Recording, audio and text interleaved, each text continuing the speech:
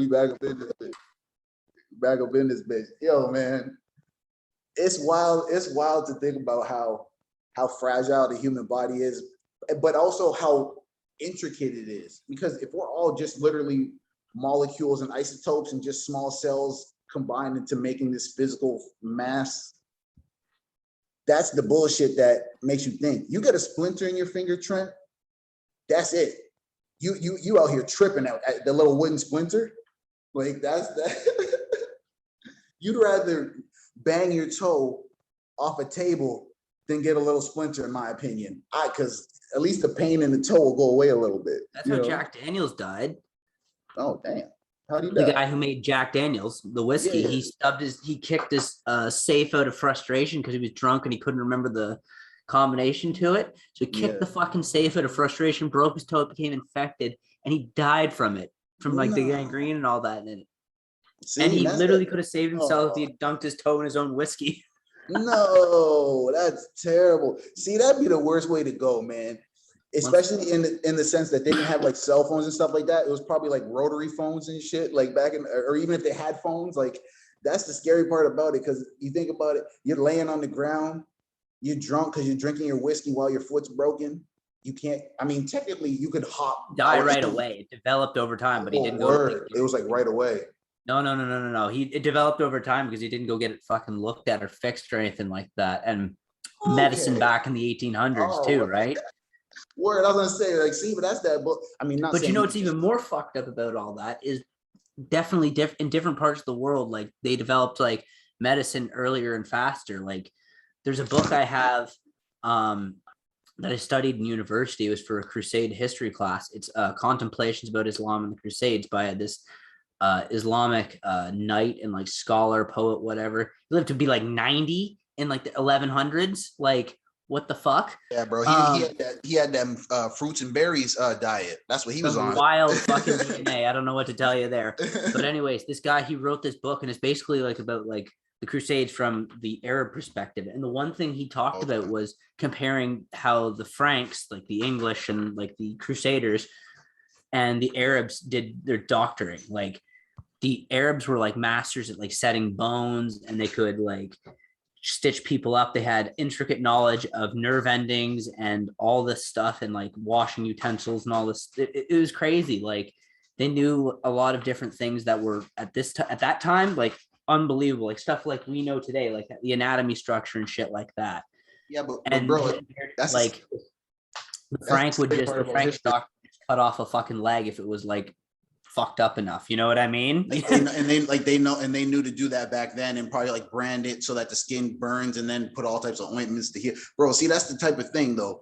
What you wouldn't know in or what unfortunately what sometimes you're not really taught in history is like, yeah, bro, there were cultures, extremely sophisticated cultures back then that motherfuckers act like today, oh, they were just savages and this, that, and the third. And it's like, no. If they know about anatomy, biology, different types of soaps and proper ways to clean utensils and shit. Shit like is the numbers. But that's math, probably how you can tell time, all types of dumb shit, like, well, not dumb, all types of smart shit like that. Like that's history though, man. But it's dope that there are certain hidden, whether it's hidden scripts or hidden scrolls or whatever that do convey some of that information. You know what I mean? Well, a lot of it is Western centric, like point of view. Like the West is the best, and the East is all fucking like mysterious and fucking foreign. Blah, blah, blah. It's a lot of that bullshit, especially like in this part of the world and in Europe as well too. Academia is extraordinarily white and racist, as I'm sure you're aware. Unfortunately. Unfortunately. What was I gonna say? But like it's crazy. Like there was one book I was reading, it was all about like the native history in this part of the world. They had like before anything, they had trade routes that went from like where I'm living up here in North America, like we're up here, up in on northern Ontario, trade routes from all there all the way down to fucking Peru.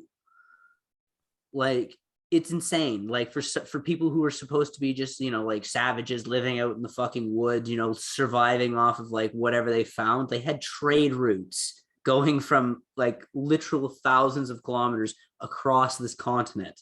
It's absolutely bonkers to think about that. And like they had sophisticated irrigation systems that were destroyed by the conquistadors and like the people coming over here, like the Europeans coming over here and whatnot too. So it's just crazy, like stuff that is purposely hidden or not like discussed enough. But I would move towards the latter, not like purposely hidden, especially because it doesn't fit like the capitalist agenda of like worker, not a thinker, blah blah blah, blah all that stuff. But Trent, there's a lot of throughout history, like there are a lot of people who were extremely they were genuinely intelligent, and it's like they were exploited a lot of times. Unfortunately, like they were exploited, and other people like took the credit and took the different, like whether they had more power at the time, so they took their inventions or whatever the case is. And like it just makes you think how like this kind of sacred knowledge or whatever, like how many things were lost in those times that, as wild as it might seem, could have helped civilizations today. You know what I mean? Like that's the thing that kind of, because one could be like, oh, you can't cry over spilt milk or whatever, but it's like, nah, bro, it's not really. You got to think like these are some of these people who invented, like the guy who invented like the monocle or the binoculars or something like that, like that's later it came to help whether it's different militaries see enemies from much farther away or whatever, like just all that type of stuff. In my opinion, the fact that only like I believe only a fraction made it through the motherfucking filter as far as what was actually brought forward from past history, like shit boggles my mind, It's crazy, man. Like honestly, like we know, like we've lost more than we know, and that's unfortunately true because some cultures didn't value like writing systems, and they therefore didn't have writing systems. Everything was passed down orally and by memory and whatnot. And unfortunately, that's because of that case, people have forgotten that things have been destroyed, taken away, and or fucking just like you said, forgotten and left in like to the past of history. Like perfect. I was reading about that the other day. Actually, it's funny you bring this up. The tomb of Alexander the Great. Yeah.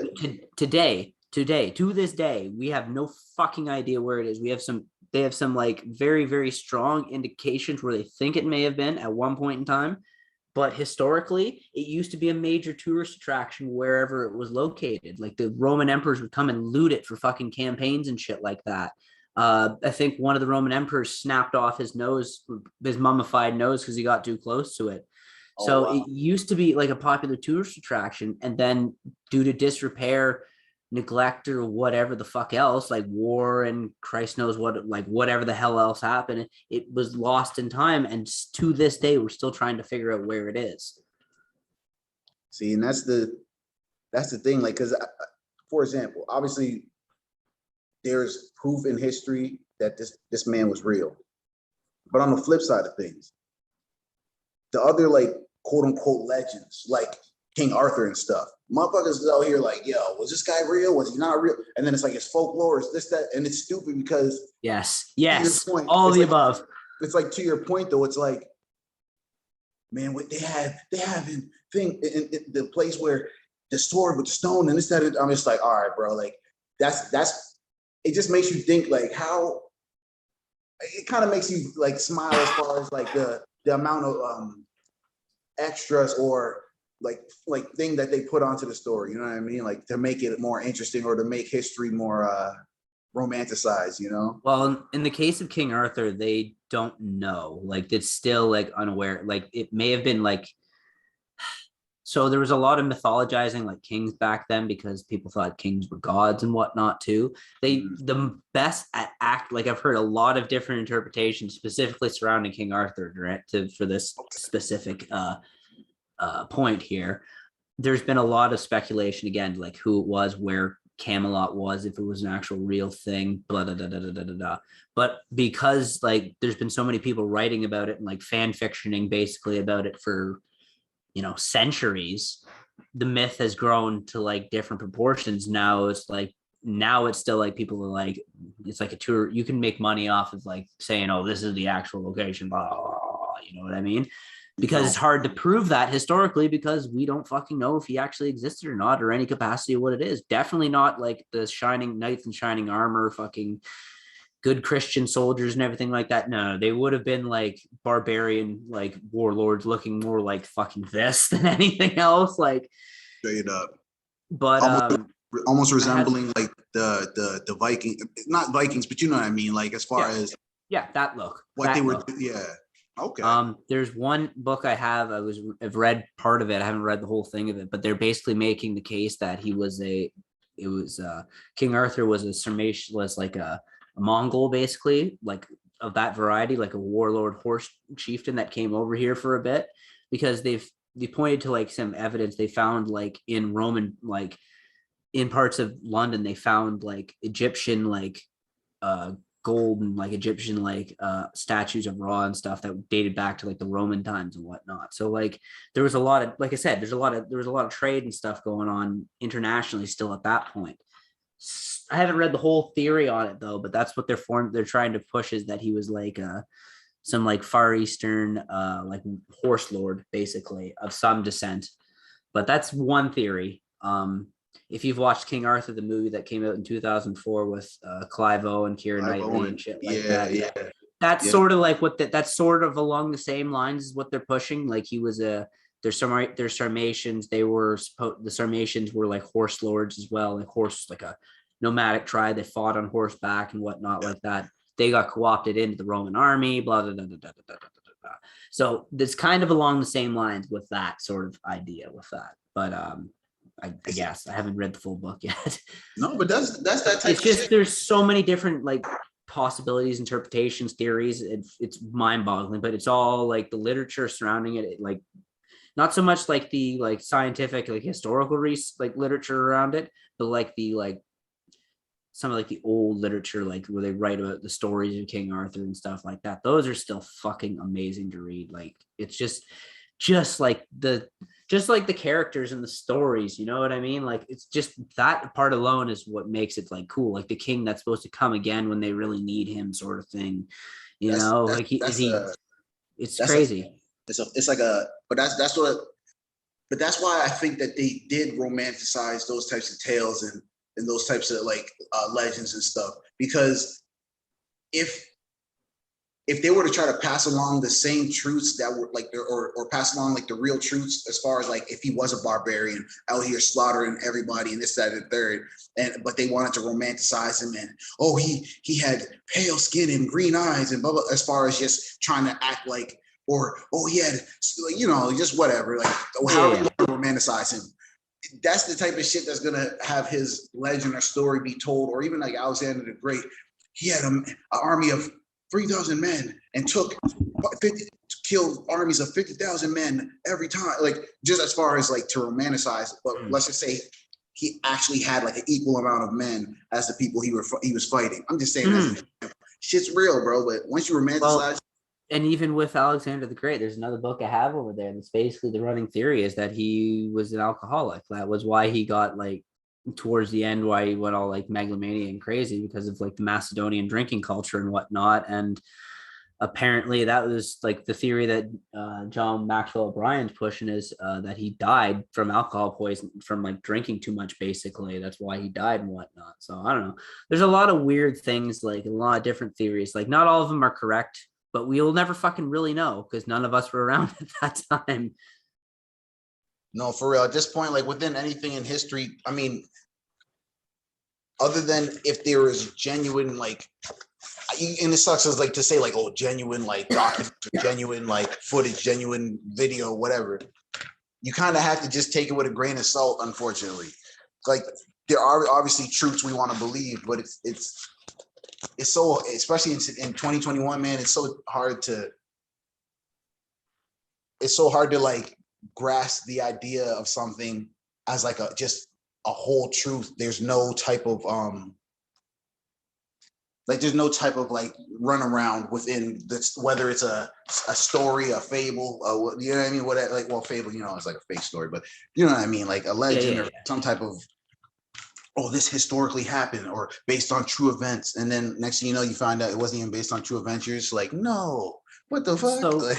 the one thing I have to say about like that, the only thing I will say in the positive towards that is something that I actually saw at the end of the King Arthur documentary. It was Richard Harris. He was saying this. The one thing we all like, regardless if it like it was a true story, the one thing we need to know, like he was a hero, like, and that's what it is. Like we need heroes to look up to and whatnot, and that's basically what he left us with. And these are the stories we tell. Basically, it helps us move on with some bit of hope and like whatnot, and bring some optimism to your life.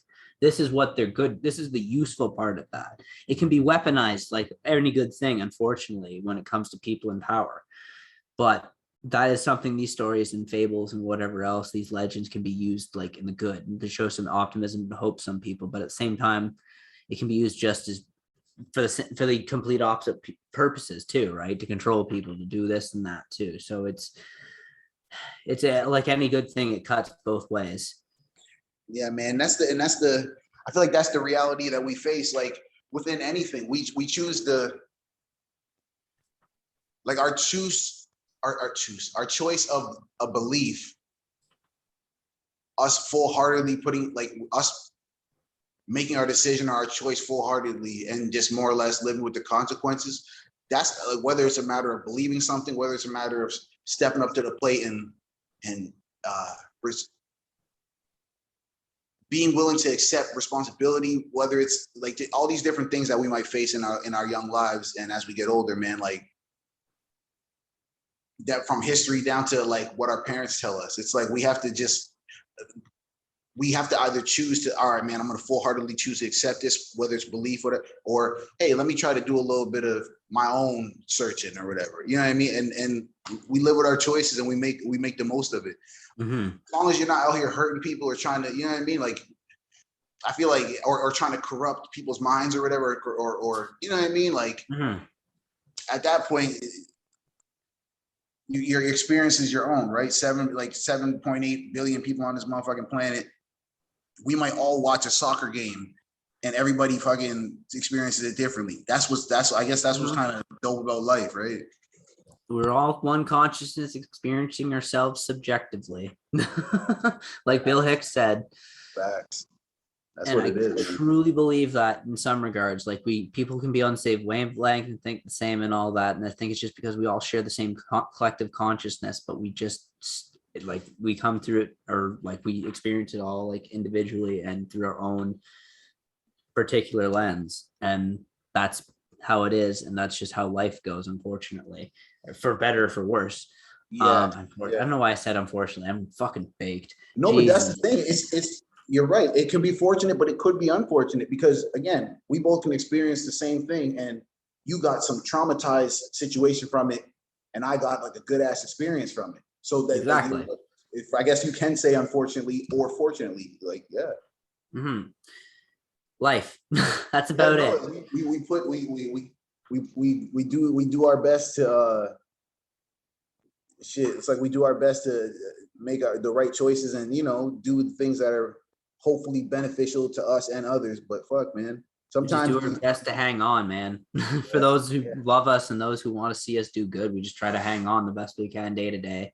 Yeah. And some days we're like fucking like running through life. It's like everything's great. And there's other days where we're just barely grasping it like fucking two fingers. Like yeah, man. That's that shit, man. I watched the Suicide Squad, the movie the other day, bro.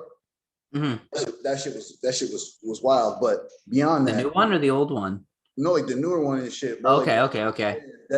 But it was wild because like, and not about ruining the movie, but I'm saying like as you were using the example of the two fingers holding on, yeah, bro, that shit is a common theme throughout that motherfucker, bro. Like people just holding on by a thread, but something coming in the nick of time type shit to assist, or whether it's you yourself get that a little bit more strength, you can pull your other hand up and pull yourself up by both hands. You're not at the point of only hanging on with two fingers.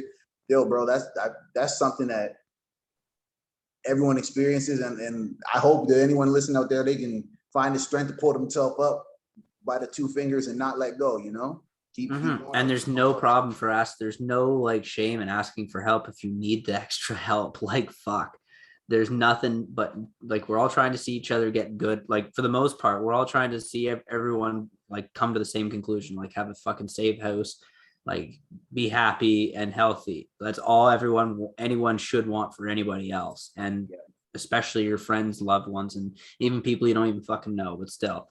Yeah, man. Strangers or not, you got to be out here trying to be safe and demonstrating love. Don't be out here leading with hate, bro. That ain't gonna help nobody. But yo, my boy Trent, we out here, bro. Like this is, if it's cool, we can wrap that bitch. Oh yeah. It's another episode of Ultra Fly Talk. My name's Grim. I'm Trent. And we in this bitch, bro. Yo, it's another episode. Oh, made it.